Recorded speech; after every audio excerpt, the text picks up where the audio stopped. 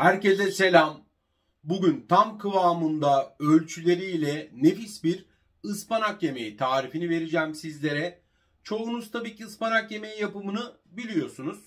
Ama vereceğim bu püf noktalarla, bu koymuş olduğum malzemelerle ıspanak yemeğinizi yaparsanız gerçekten lezzetinin belki de 10 katına çıktığını, tavan yaptığını sizler de deneyince göreceksiniz zaten. Videolarımızda da birçok yemek tarifini böyle anlatımlı ölçüleriyle de bulabilirsiniz. Ispanak yemeğini de yaptım. Şöyle de sizlere başlamadan önce de göstermek de istiyorum. Dumanı da üstünde gördüğünüz gibi. Eğer hazırsanız hadi başlayalım.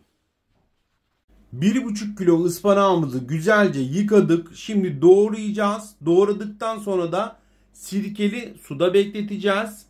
Sirkeli suda da beklettikten sonra şöyle yine bir sudan geçireceğiz tabii ki. Yaklaşık bir 30 dakika kadar bekleyeceğiz. Hani çamuru ve toprağa gitsin diye. Ispanaklarımı da şöyle tahtamda doğruyorum.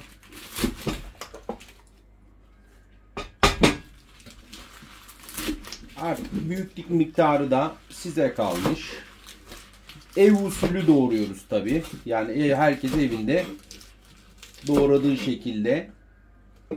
Ispanaklarımı bu şekilde doğrayacağım. Sirkeli suda bekleteceğiz. Geniş bir tencere tercih ediyorum burada. Tencereme zeytinyağı ilave ediyorum. İsterseniz tereyağı ve sıvı yağı da birlikte kullanabilirsiniz. Ben sadece zeytinyağı tercih ediyorum. Zeytinyağım biraz ısınsın.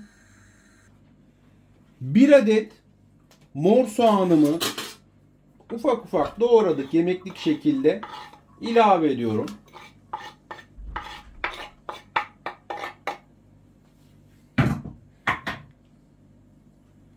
Önce soğanımı güzelce rengi değişene kadar kavuracağım.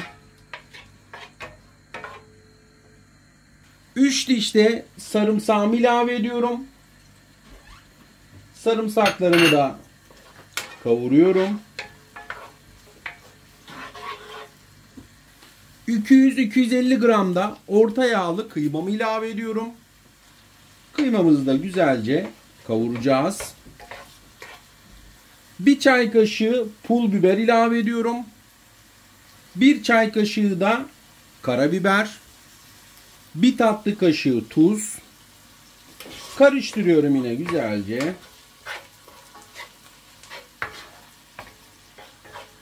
Bir yemek kaşığı da domates salçası ilave ediyorum. Salçamızı da güzelce kokusu çıkana kadar da kavuracağız. 2 yemek kaşığı da yıkamış olduğum pirinçlerimi de ilave ediyorum. Ispanağını da üstüne atabilirsiniz. Burada size kalmış.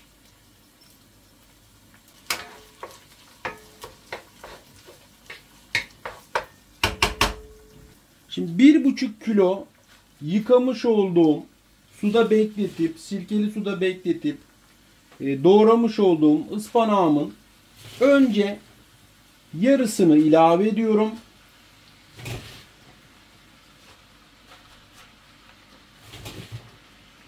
Çünkü hepsi bir anda sığmaz ama şimdi kapağını kapatınca belli bir süre sonra çökme yapacak zaten.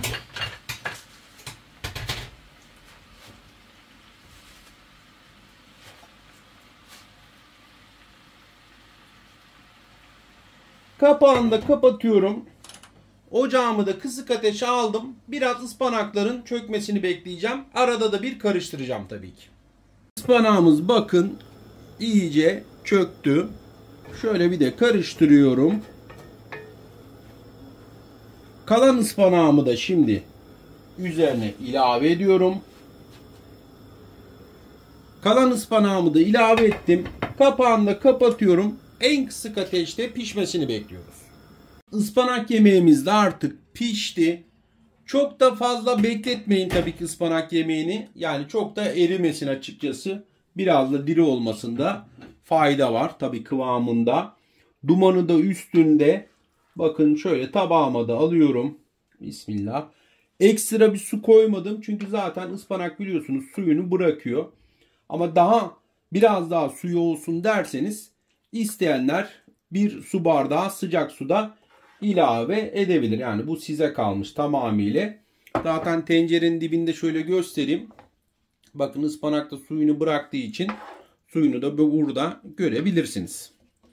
Ama böyle ekmeği bana yiyeyim işte biraz daha sulu olsun diyorsanız bir su bardağı sıcak su ya da evinizdeki bir su bardağı evde yapmış olduğunuz ilikli kemik suyunu da koyabilirsiniz. Tercih burada tamamıyla sizlerin.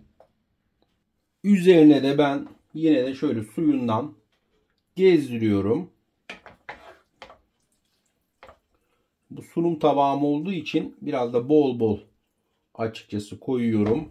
Mis gibi de bakın kokular mutfağımızı sarmış durumda. Tabi ıspanak yemeğini çoğumuz çocukluğumuzdan beri böyle üzerine yoğurt da koyarız. Hani yoğurt koyarak da tüketebiliriz. Damak tadınıza göre sade de yiyebilirsiniz. Tercih tamamıyla sizlerin. Şöyle kaşığımla da bakın alıp kıvamında sizlere göstermekte istiyorum. Kameramı yanaştırayım bu aşamada. Şöyle alta da akmasın diye. Gayet güzel gözüküyor. Şöyle de yayıyorum. Bakın su koymadığım halde tabaktaki biraz tabi su üzerine ilave ettim. Hani gezdirdim ama tabağın çevresindeki suyunu da görüyorsunuz. Bu tarifi deneyen herkesten mutlaka yorum bekliyorum. Videolarımızda da birçok pratik yemek tarifini, kek tarifleri, tatlı tarifleri, çorba tariflerimizi ve makarna tariflerini videolarımızda da bulabilirsiniz. Denediğiniz tüm tariflerimize mutlaka yorum yazın. Biz de sizlerin görüşlerini de merak ediyoruz. Ayrıca videolarımıza yorum, beğeni yapıp paylaşırsanız da seviniriz. Ailemize katılın. Yeni tarifleri kaçırmayın. Anlatımlı, ölçülü, detaylı tüm tariflerimiz kanalımızda mevcut olmakla birlikte sorularınızı da bize yazarsanız mutlaka da geri dönüş yapıyoruz. Dediğim gibi bu ıspanak yemeğinin üzerine ister yoğurdunuzu koyun, ister sade tüketin. Ama gerçekten harika bir kokusu var ve denediğiniz zaman da lezzetine de bayılacaksınız. Buraya kadar izlediğiniz için de süpersiniz arkadaşlar. Sizleri seviyorum. Serkan'ın Mutfağı Yemek Tarifleri kanalımıza, ailemize katılın. Videolarımızdaki birçok paylaşacağımız yeni tarifleri de bu şekilde kaçırmamış olursunuz. Takip etmek tamamıyla ücretsiz. Görüşmek üzere.